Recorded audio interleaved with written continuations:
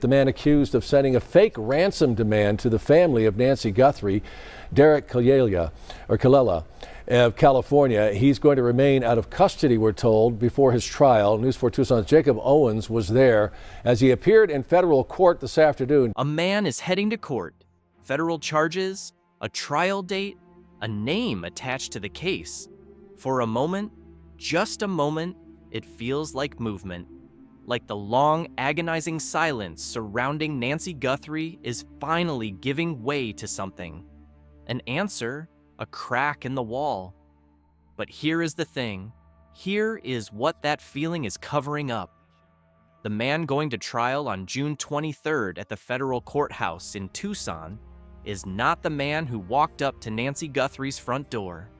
He is not the masked figure who tampered with her camera in the dark. He is not the person investigators believe took an 84-year-old woman from her own home. A woman who needed daily heart medication, who had trouble walking, who had a pacemaker, and vanished with her into the Arizona night. Derrick Callella is the man going to court, and his charges have nothing to do with the actual abduction. That distinction between the fraud suspect in custody and the abductor still unnamed and unidentified is the most uncomfortable truth hanging over this case right now. Because while a courtroom prepares to hear evidence about fake ransom texts, the person who actually entered Nancy Guthrie's world that February morning remains a ghost. So let's talk about what this trial really means, and more importantly, what it does not. You know the story, but it is worth revisiting the details because they matter more now, not less, as the weeks pile up without an answer. Nancy Guthrie was last seen alive on the evening of January 31st, 2026. Her son-in-law, Tommaso Cioni, dropped her off at her home in the Catalina foothills area near Tucson, Arizona at approximately 9:50 in the evening. He was the last known person to see her. That night, she was home alone, as she usually was. The following morning, Sunday, February 1st, Nancy was expected to attend a live stream of her church service. She never appeared. Someone from her church reached out to the family. Relatives went to check on her around 11 in the morning. They searched the house. They searched the property. Nothing. Just after noon, they called 911. What investigators found when they arrived told them immediately that this was not a case of an elderly woman wandering off. Her phone was still inside. Her medications, her personal belongings, left behind, all of it, like she had no choice in the matter. Then they found the blood, a trail of Nancy Guthrie's blood on her own front walkway. DNA confirmed it was hers. Sheriff Chris Nanos went on record early. He used the word directly, abducted. He believed she had been taken against her will. And then the question that has anchored this entire case ever since. Who took her? The doorbell camera at Nancy's home had been disabled. That much was known almost immediately. What investigators did not have, at first, was a clear look at who disabled it. That changed on February 10th. When FBI Director Kash Patel released 4 black and white images and 2 short video clips recovered from residual data in back-end systems. The FBI had worked with Google to pull footage from the Nest camera that had been overwritten. What those clips showed was chilling. A masked figure, gloved, long sleeves, a backpack strapped to their body, walking deliberately up to Nancy's front door in the early morning darkness of February 1st. In one clip, the person raises a gloved hand to the camera lens. In another, they use prairie brush, nearby vegetation, to block the lens before the camera goes offline. The camera was disconnected at approximately 1:47 in the morning. Roughly 25 minutes later, a motion sensor detected what it classified as a person, but no footage was available at that point. The figure knew the camera was there. The behavior made that clear. This was not someone stumbling onto a porch by accident. This was someone who had thought about that camera and dealt with it. The FBI described the person as male, standing between 5'9" and 5'10", average build, and carrying a very specific item, a black 25-liter Ozark Trail hiker pack, a backpack brand sold exclusively at Walmart. The firearm he appeared to be carrying caught the attention of former agents immediately. Former FBI agent Mark Harrigan noted to the New York Post that the weapon was strapped to the front of the figure's body, not the hip, not concealed, open. He described it as a highly unconventional way to carry a firearm, noting that someone experienced with weapons would almost never carry them that way in public. It suggested someone not accustomed to being armed. Retired FBI agent Jennifer Coffindaffer, who has followed this case closely, was direct about what she thinks of the investigation's handling of this image. She wrote on social media just days ago, in June 2026, that an enhanced version of the porch image exists. It has not been shared with the public. She questioned that decision directly. Why put Nancy's face on billboards? She asked, when putting the porch figure's face out there, including in Spanish, is what might actually break this case wide open. 4 months and 21 days after Nancy Guthrie disappeared, the man on that porch has still not been publicly identified. When someone disappears, especially someone connected to a public figure, the ransom messages start almost immediately. That is not a theory, it is a documented pattern. And in this case, it happened fast and loud. On February 2nd, KOLD-TV, the CBS affiliate in Tucson, received a letter through its tip portal demanding payment for Nancy Guthrie's release. New information in the search for Nancy Guthrie. One of the 2 letters sent to media outlets in the weeks after her disappearance indicated that she died. According to NBC News, the note did not include an apology or any payment requests for the release of Nancy's body. It was sent just days after an alleged ransom note was sent saying that Nancy was safe and asking for cryptocurrency for her release. That letter contained specific details. What Nancy had been wearing the night she disappeared, details about her home.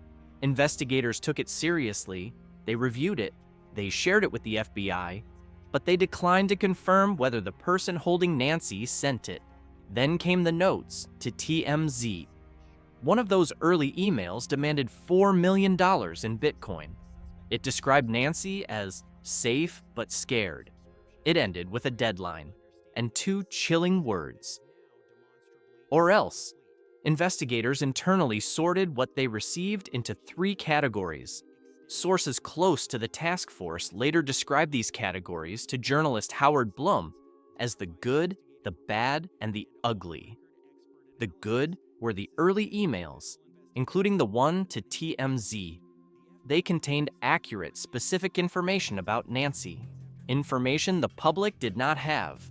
That specificity made investigators believe they were looking at communications from the real abductors. The bad was a follow-up email that arrived on February 6th, from the same IP address as the credible ones. This second message reportedly opened with what was described as an apology, and then stated that Guthrie's body could now be returned for the same $4 million sum, or a different amount. That language shift was significant. It read differently. The tone had changed, and the ugly? That pile grew over the following weeks and months. Opportunists, people trying to insert themselves into a national story. False claims about sightings, contradictory accounts, messages to TMZ in April claiming Nancy had been seen alive in Mexico, then others saying she was dead, often within days of each other.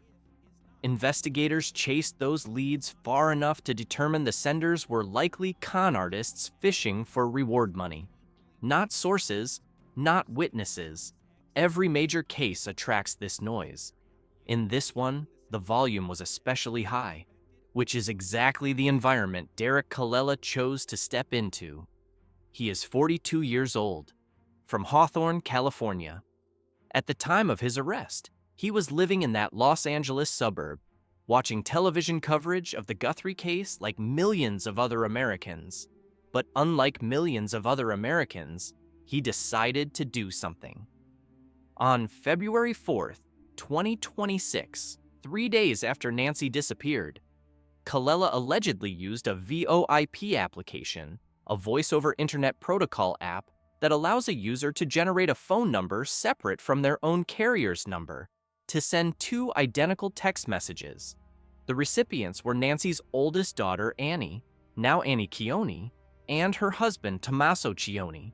The message read, "Did you get the 12 Bitcoin? We're waiting on our end for the transaction."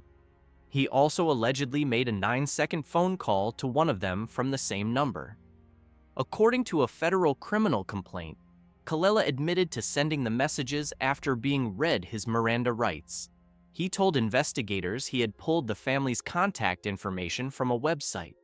He had been watching the news coverage, and when asked why he did it, his answer was disarmingly mundane. He said he just wanted to see if the family would respond. That was it. Not financial desperation, not a calculated scheme. He wanted to see what would happen. Law enforcement tracked the VoIP number to an email associated with his name, and from there to his residence. His arrest followed quickly. On February 5th, FBI agent Hythe Janke spoke at a news conference and said the words plainly, "We have made one arrest related to an imposter ransom demand." Next, regarding the ransom letter. We are aware of a ransom letter that was sent to the local media and then to national outlets. As with every lead, we are taking it seriously. We are in communication with the family, and while we advise and recommend from a law enforcement perspective, any action taken on any ransom is ultimately decided by the family. He then addressed anyone else who might be considering the same. "We will investigate and ensure you are held accountable for your actions." Callella made his first court appearance on February 6th at the U.S. District Court in Santa Ana, California. He was ordered released on a $20,000 bond. He appeared again on February 12th in Tucson, where he was also released under strict conditions, no contact with victims or witnesses, and electronic monitoring. He faces 2 federal charges. The first, transmitting a demand for ransom in interstate commerce. The second, using a telecommunications device with the intent to abuse, threaten, or harass a person. His trial date is set for June 23rd, 2026, at the federal courthouse in Tucson. A grand jury indictment has since confirmed the specific message he allegedly sent. He is not charged with, and has not been publicly linked to, Nancy Guthrie's actual abduction. The Department of Justice was clear in its language. Callella was an imposter. His communications were a hoax. His alleged act was one of exploitation, not one of kidnapping. Yeah, Sean, Callella declined to speak with me after he got out of court this afternoon, but this is a 42-year-old man out of Hawthorne, California that's facing 2 felony counts related to a fake ransom demand that he allegedly sent. This is according to court documents. He allegedly sent this to one of Nancy Guthrie's daughters as well as Nancy Guthrie's son-in-law. Think about what it took for the Guthrie family to receive that text. Their 84-year-old mother had been gone for 3 days. They had found blood on her walkway. They had no proof she was alive. They had been on national television pleading for her return. They were in the darkest stretch of their lives. And into that darkness, a stranger allegedly sent them a fake ransom demand. Not because he knew anything, not because he had anything to offer, because he wanted to see if they would respond. The Department of Justice described people like Callella as grief profiteers. That phrase is not accidental. It is a precise legal and moral categorization. They are not the criminals who committed the original act, but they are criminals who chose to weaponize someone else's crisis for their own curiosity or gain. Now, here is where the tension in this case becomes almost unbearable. because Callella's messages were not the only ransom communications in play. Investigators simultaneously were working through what they believed were real messages from real abductors. The distinction between those messages and the hoaxes was not always obvious in real time. Every hour investigators spent verifying that a message was fake was an hour not spent following a genuine lead. Savannah Guthrie said publicly that she tended to believe the first 2 ransom notes, the early TMZ emails, were real. Her brother Cameron made videos begging whoever held their mother to reach out directly. The family did not know in those first frantic days which messages to trust, which ones carried truth, which ones were noise. Callella's alleged text added to that noise at the worst possible moment. This is the part of the story that landed just days ago, and it is still being processed.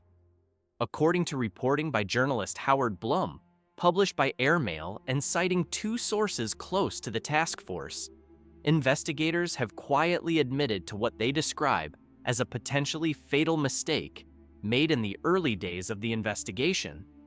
When the first ransom email, the one they categorized as the good, demanded $4 million in Bitcoin, some investigators argued the family should be allowed to pay the full amount. The reasoning was straightforward. With that much Bitcoin changing hands, the abductors would have to move it, and when they did, they would leave a blockchain trail, a permanent digital record that the FBI's crypto specialists could follow. That argument did not prevail. Instead, investigators went with what they called tickling the wire. They authorized a test transfer, a small Bitcoin payment sent to the wallet address in the ransom email, intended to provoke a response, to get the abductors to engage, to reveal more. The amount they sent was $152. $152 in response to a $4 million demand from a kidnapping case involving a woman in her mid-80s, with a pacemaker, with a trail of her own blood on her front walkway. The kidnappers went silent. No further contact from that Bitcoin wallet. No engagement. The wire was not tickled. It was cut. Sources close to the task force, including a Pima County detective who reportedly coined the term the Big Jake theory for the approach taken, have described the decision as a potential catastrophe in retrospect. The idea behind that theory, taken from a 1971 film about a grandfather refusing to let kidnappers profit, was that the FBI should not reward criminal behavior by paying a full ransom. But the cost of that position, according to insiders, may have been the only chance investigators had to trace the abductors through the blockchain. The crypto angle now runs deeper than a single tactical decision. Former FBI agent Jennifer Coffindaffer has raised the theory publicly that Nancy Guthrie's disappearance may be what is known in cybersecurity circles as a wrench attack by proxy. The term describes a scenario where someone is kidnapped not as a primary target, but as leverage, a proxy used to extract access to another person's cryptocurrency holdings or digital assets. Blockchain security firm CertiK has reportedly designated Nancy's abduction as consistent with this pattern, citing documented cases in their 2025 report. Sheriff Nanos has acknowledged awareness of the theory. He has not released an official statement confirming or denying it, but the fact that it is circulating at this level, among retired FBI agents, among blockchain security firms, among the investigators themselves, tells you something about where the deeper thinking in this case is trending. The ransom was not just a number, it was a method. And if the wrench attack theory is correct, then whoever took Nancy Guthrie knew exactly who they were taking and why. Derrick Callella will stand before a federal judge. He will face a jury. Evidence will be presented about what he allegedly sent, when he sent it, how he sent it, and what he allegedly admitted to sending it for. That is not a small matter. Federal charges are federal charges. If convicted, he faces real consequences. And the DOJ's language in this case, grief profiteers will be held accountable, signals that they are not treating this as minor. But here is what that courtroom cannot do. It cannot identify the man on Nancy Guthrie's porch. It cannot explain who planned the operation that took her from her home. It cannot tell us how many people were involved. It cannot tell us whether the $4 million ransom demand was real or whether the kidnappers had a deeper plan involving cryptocurrency. It cannot tell us whether the $152 test transfer killed the only active negotiation channel investigators had. And it cannot tell us where Nancy Guthrie is right now. The Callella trial will answer why one man chose to exploit a family's grief for 9 seconds of curiosity. What it will not do, almost certainly, is move the needle on the actual abduction investigation. Unless, and this possibility exists, however unlikely, something in the court filings or trial evidence connects back to the broader ransom landscape. Unless Callella's alleged messages reveal something about who else was sending texts in that window. Unless there are details in the federal complaint not yet public. But based on what is known today, the trial of Derrick Callella is, in the architecture of this case, a side room.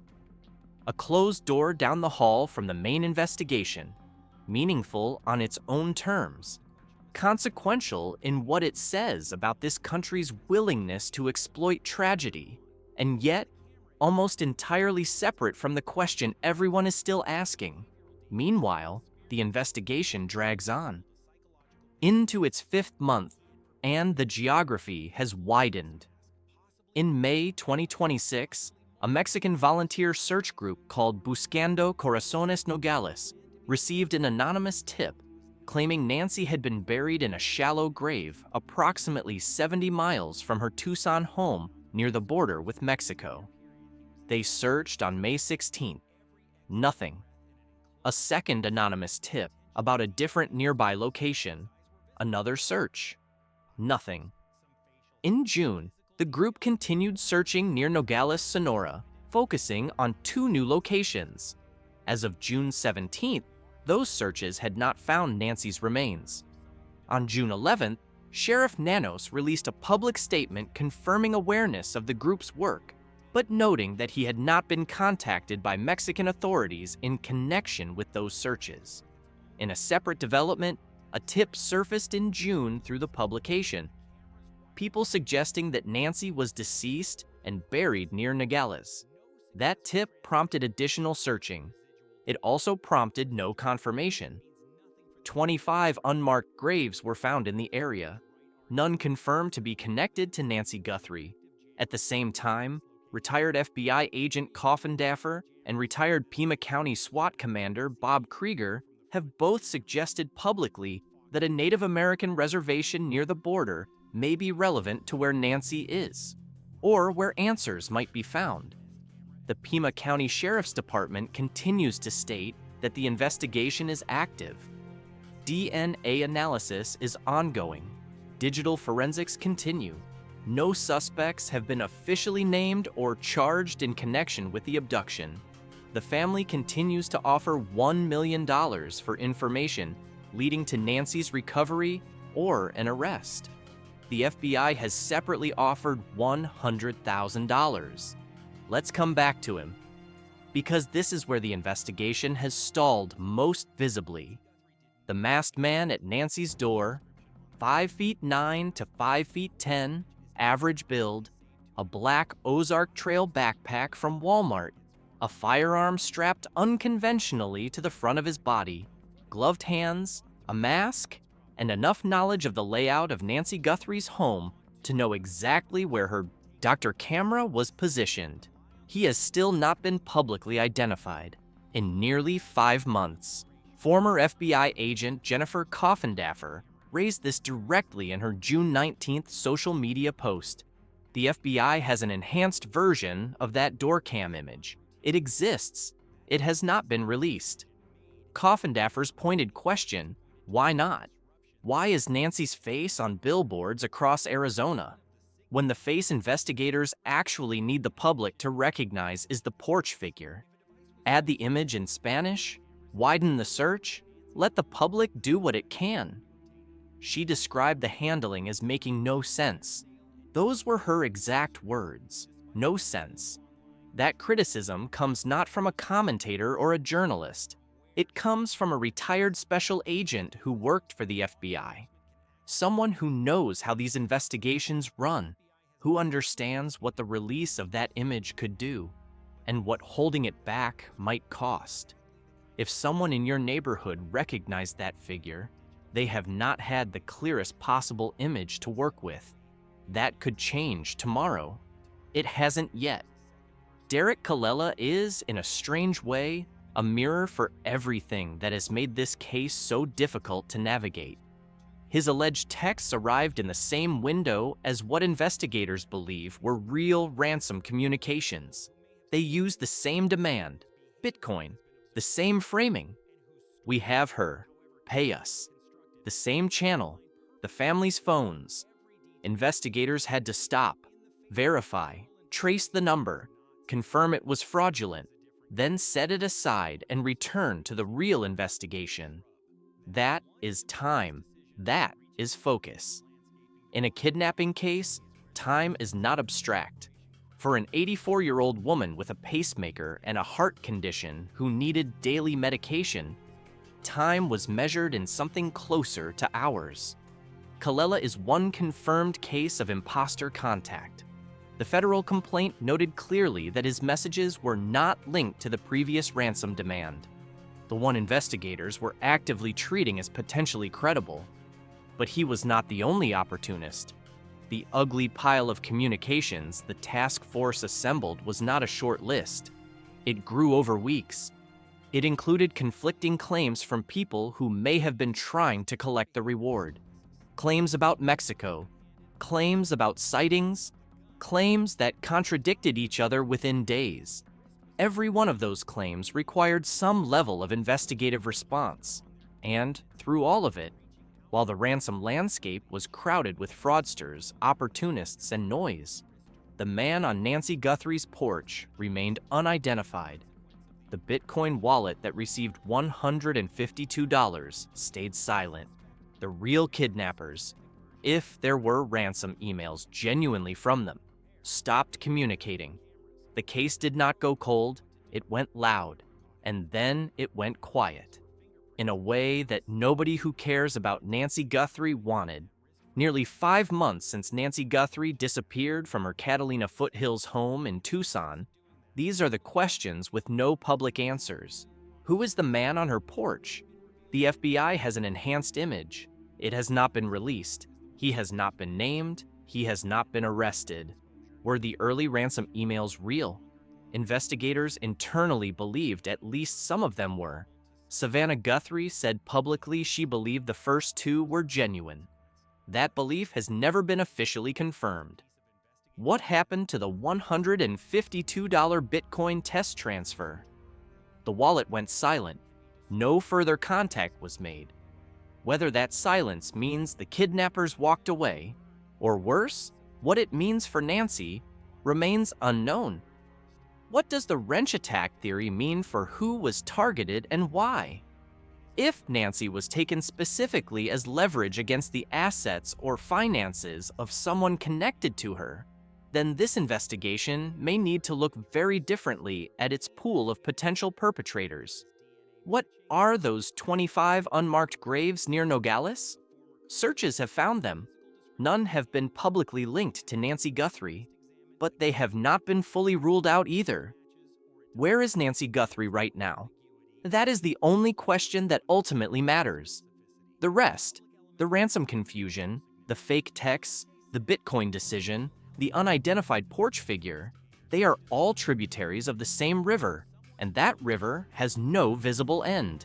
Derrick Callella goes to trial on June 23rd. He will face a federal jury. The DOJ will present evidence of what he allegedly did, how he created a fake phone number, how he sent 2 text messages to grieving family members, how he made a 9-second call, how he admitted it all when agents knocked on his door. Whether he is convicted, acquitted, or reaches some other resolution, that process matters. Grief profiteers should face consequences. Exploiting a family's worst nightmare for 9 seconds of curiosity deserves to be met with the full weight of federal law. But the courtroom in Tucson on June 23rd is not where this case gets solved. This case gets solved when someone who has seen that door cam footage remembers something. When a Walmart surveillance system somewhere yields a match for that Ozark Trail backpack, when a DNA result from the strand of hair found near Nancy's home produces a database hit, when the glove recovered near her property gives investigators a profile they can attach to a name, or when someone who knows something decides that silence is no longer something they can live with. The fake ransom suspect is heading to court. The real suspect is still out there, and Nancy Guthrie's family is still waiting. Derrick Callella has been charged with transmitting a demand for ransom in interstate commerce and using a telecommunications device with intent to abuse, threaten, or harass. He has not been charged with, and has not been publicly linked to, the kidnapping of Nancy Guthrie. All charges are allegations. He is presumed innocent unless proven guilty. No suspects have been officially identified or charged in connection with Nancy Guthrie's abduction. The investigation is active and ongoing. The Pima County Sheriff's Department and FBI continue to seek information. If this breakdown helped you understand where this case actually stands, please subscribe to this channel. We go deep on the details that matter. We fact-check. We follow the case as it develops. And when something breaks, we will be here to make sense of it. Hit subscribe. And if someone you know has been following this case, share this video with them. The more eyes on what we know and what we still don't, the better.